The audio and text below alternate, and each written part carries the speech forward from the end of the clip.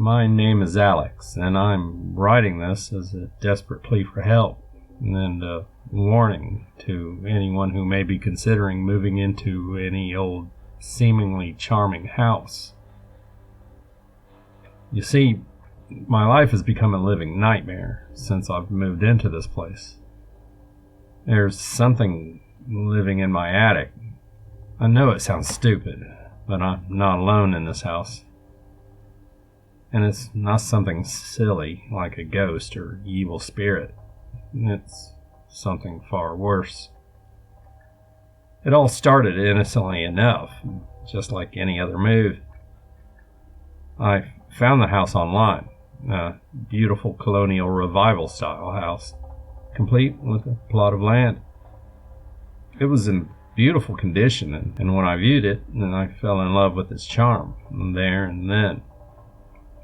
I made my offer and bought the place the next day. The owners practically snapped my arm off when I offered them a deal. That should have been my first sign something was wrong.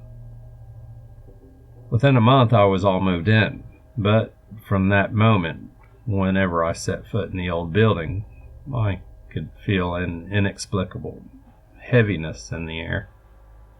Like the house itself was displeased with its newfound occupancy. The house had taken on a new, unsettling atmosphere, which set me on edge, like staring eyes watching my every move. But the feeling was strongest upstairs, whenever I looked at the attic door. The attic door was an old wooden hatch in the high ceiling of my bedroom, with a dangling cord to open it from below. Each time I glanced up at it, a shiver ran down my spine.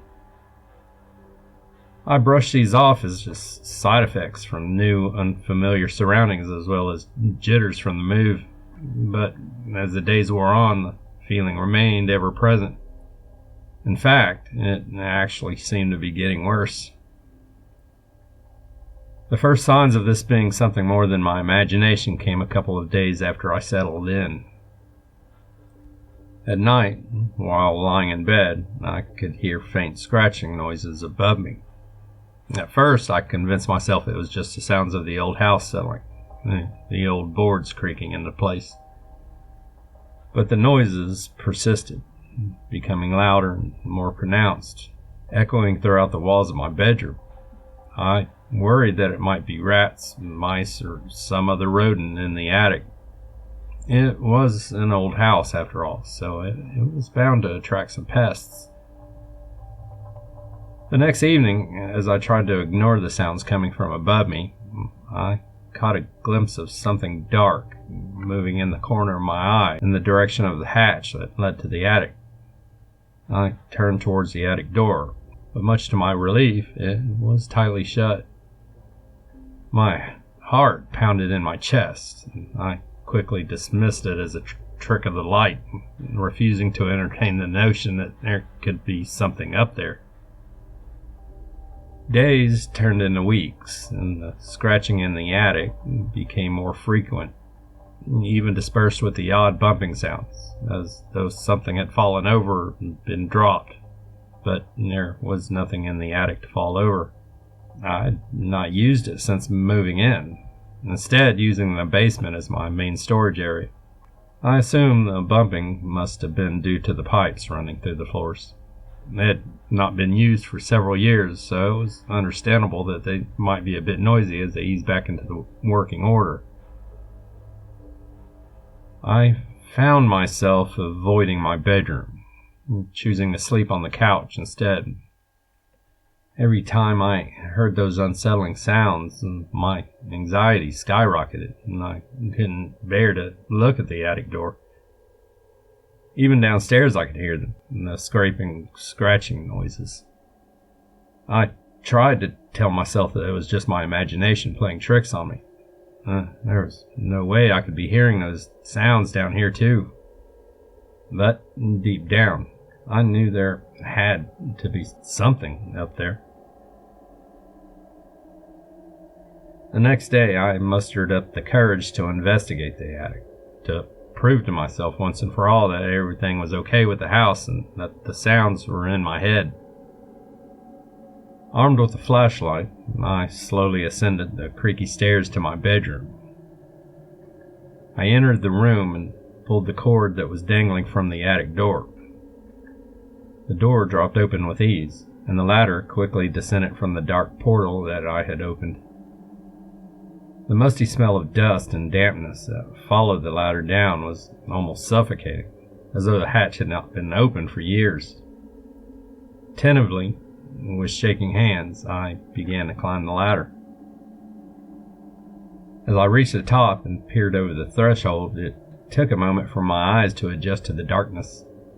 The attic was a large open space, and the floor was boarded from end to end and looked to what seemed frequent use, but now it stood barren and empty. The darkness in here was palpable. It seemed to stretch on forever, consuming all light that entered. It was only broken by a small pinprick of light that seemed to be making its way into the attic through the floor, a little further away from the opening I was standing in.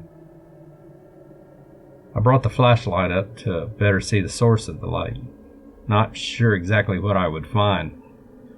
As I swept the beam of my flashlight across the attic towards the stream of light, it illuminated a sight that sent chills down my spine. There were marks on the old floorboards, long, deep grooves. They looked like they had been made by something frantically scratching at the board with something sharp. The wood on either side of them was covered in dust-like shavings from whatever had made that depression. This in itself set off alarm bells of fear in the back of my mind, but there was something that bugged me about it that I couldn't quite place. I flicked the light around a little more, noting more of the deep scratches in the floor, but there was nothing as deep as the indentation I'd seen initially.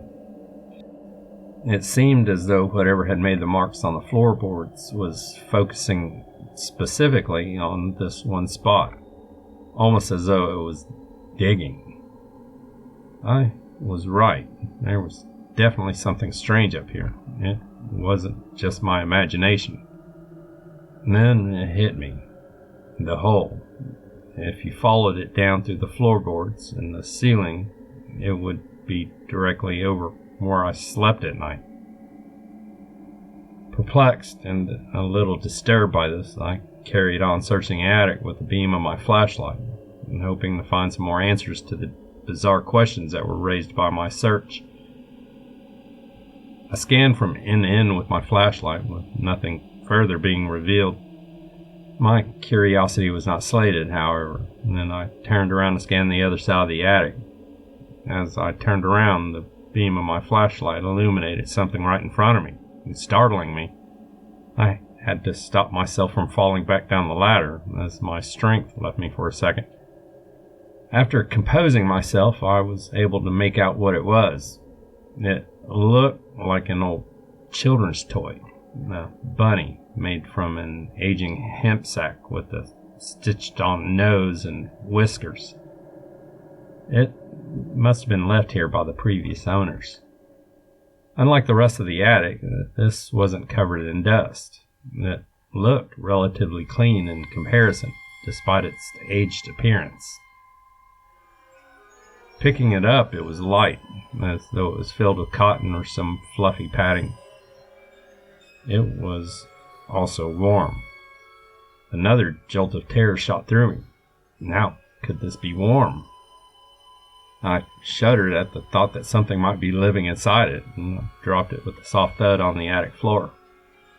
Even more perplexed than I was before, I carried on scanning the room in the hopes of finding the nests of rodents responsible for the nightly scratching. There, huddled in the far corner, was what I can only describe as a nest of sorts. As the light poured over it, I could make out a combination of twigs, old clothes, and other scraps that had been arranged to create some kind of makeshift shelter. The nest itself seemed to be surrounded by the tiny skeletons of small birds and animals. My stomach dropped, and I felt the blood drain from my face. I couldn't believe what I was seeing. There was something living in my attic.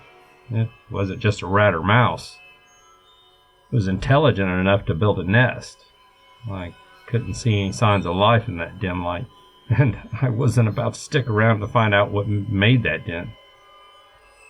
Hastily making my way back down the ladder, I was glad to be back on the solid floor of my bedroom.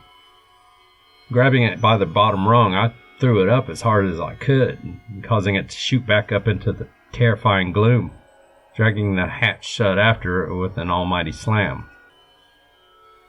I was out of my depth. I decided to consult with experts.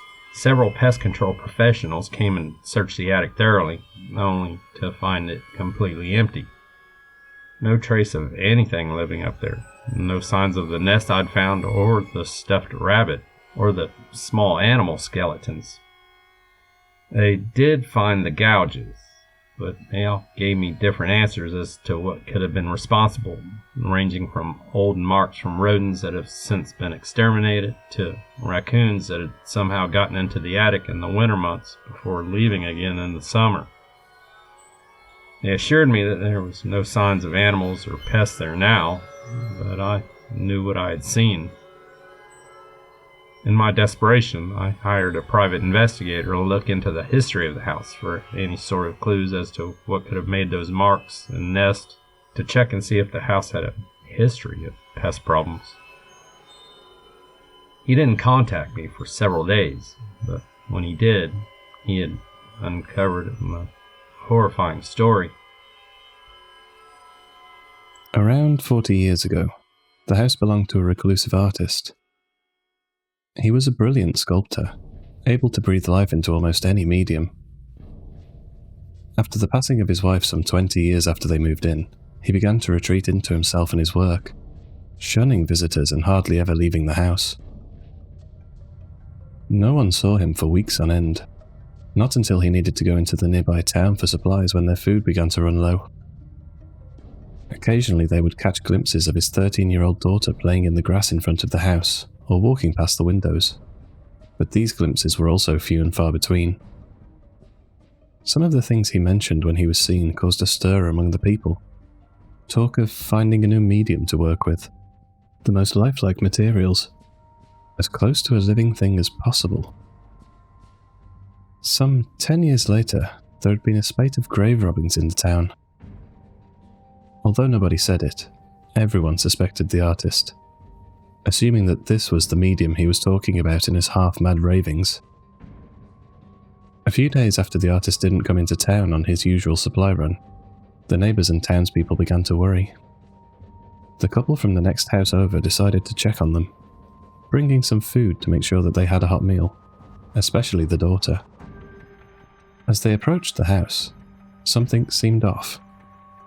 All of the curtains were pulled closed, thickly covering the windows and preventing any discernibility from inside. They proceeded to the front door, only to find it unlocked, gently opening at their knock. The house was deathly silent as they proceeded up the stairs, the stench of decay thick in the air.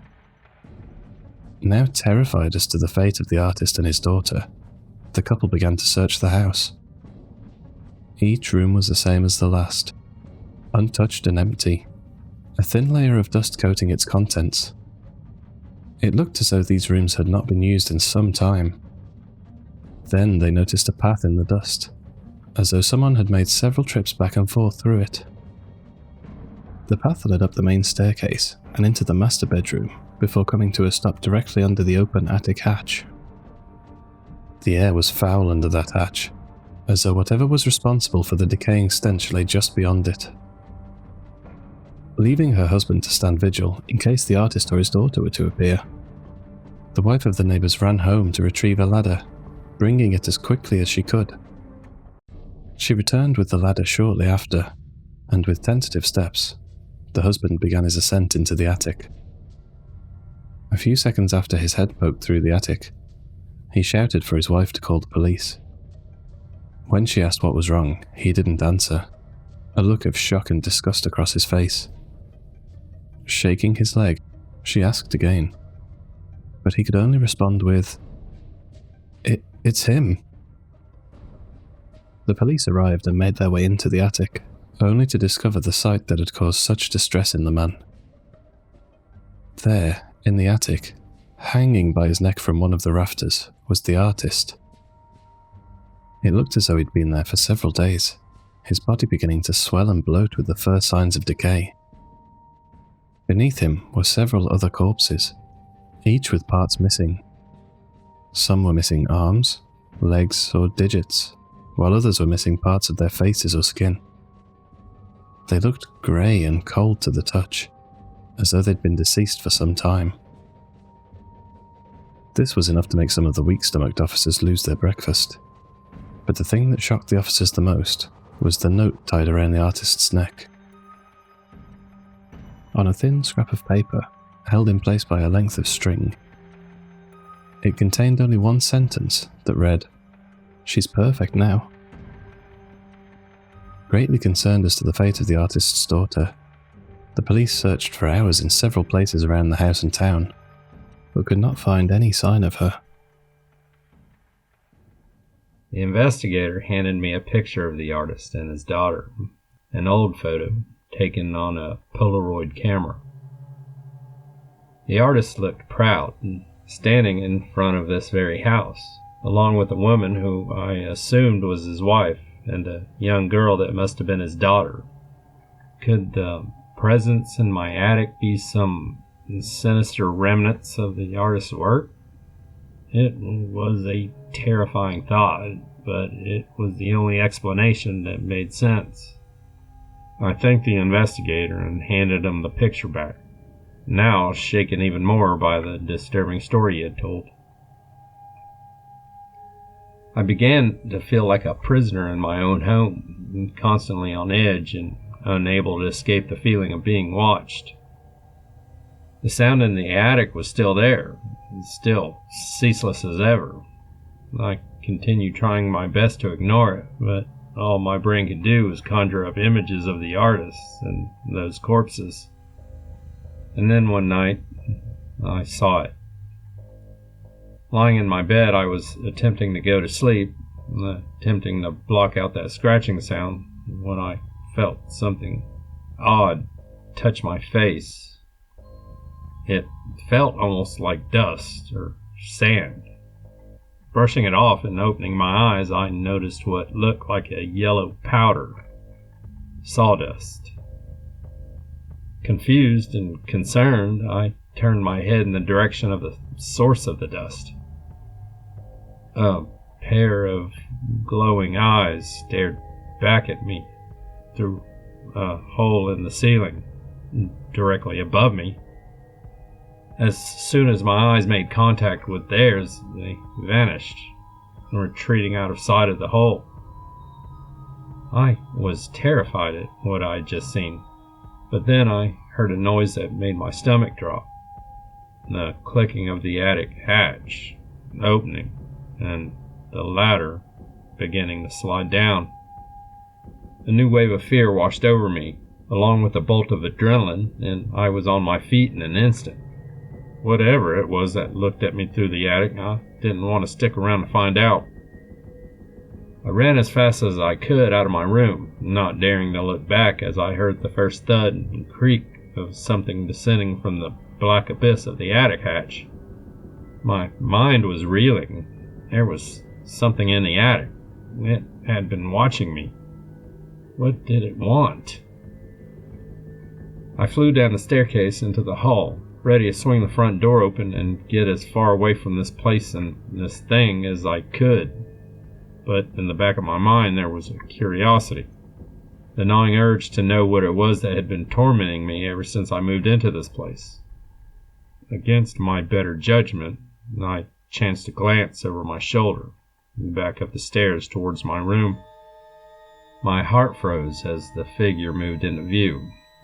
Pulling itself through my bedroom doorframe was a tall, hunched silhouette with several twisted limbs.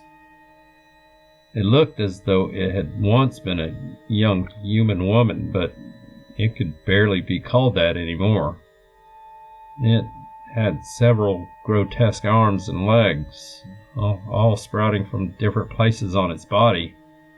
They were all different skin tones and shapes, as though they didn't all belong to it originally. Some also seemed to have far more joints than normal, as though they were a combination of limbs rather than a single solid piece. The hands and feet were the same. Some had extra fingers and toes, some so much so that they were almost surrounded by them. The way it moved, using several of the limbs to grab onto the doorframe and several more to lurch through, was like nothing that should have ever existed.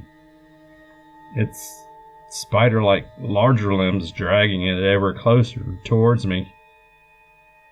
Then there was its face. Its face was that of a young woman, but it had been changed so much that it could hardly be recognized. Its eyes were cold and unfeeling, and its mouth contorted, stretching back into a haunting grin. As it moved further into the moonlight, I could make out stitches in the joints of its horrific appendages, holding them together. I could also make out stitches pulling back the eyes and mouth of the creature into its horrific contortion. Even though this thing was no longer human, there was something familiar about the eyes, like I had seen them before somewhere. I stumbled back, horror coursing through my veins. This wasn't a ghost, but something far more sinister. As I backed away towards the door, it brought up one of its many terrible hands up in front of it, bringing it to its grotesque face with the single finger extended before breathing out in a high-pitched, shushing noise. I ran as fast as I could, and a new burst of adrenaline carried me out of the house and into my car. I flung down the sun visor, revealing the spare set of keys. Fumbling with them, I frantically tried to start the ignition.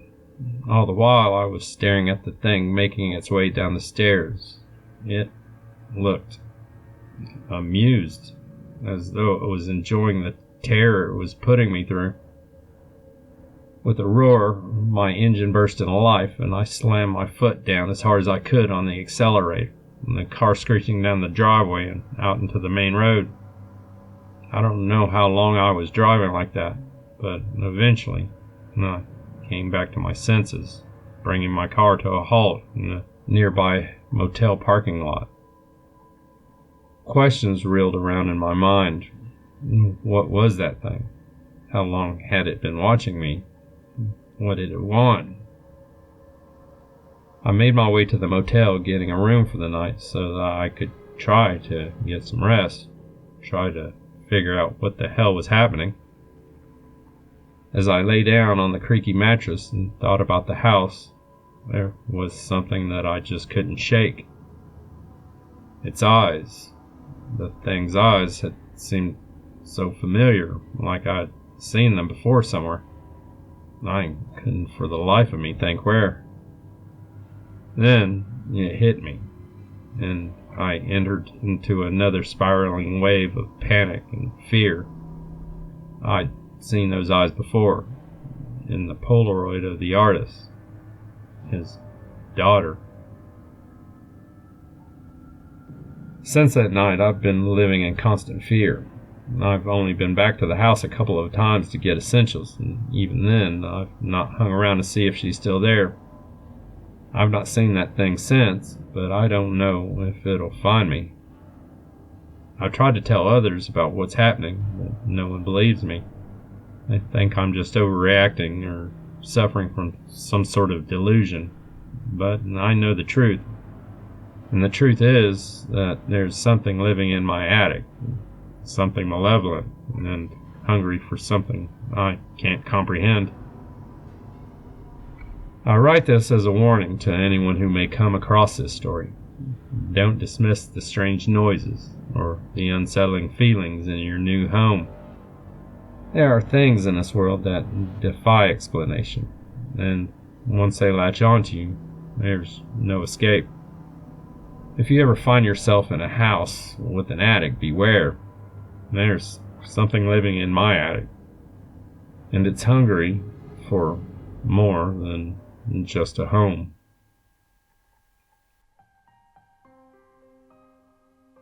Hey guys, I just wanted to point your attention to that of the other voice in this story. That's a friend who happens to be the writer of this story, as well as one hell of a narrator. On Reddit, he's known as Dante's Ghost 92, and a link to the story on Reddit is in the description. But you should also check out his YouTube channel, Macabre Machine.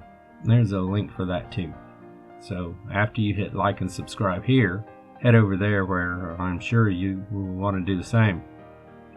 Hey, thanks for watching, and have a very good evening.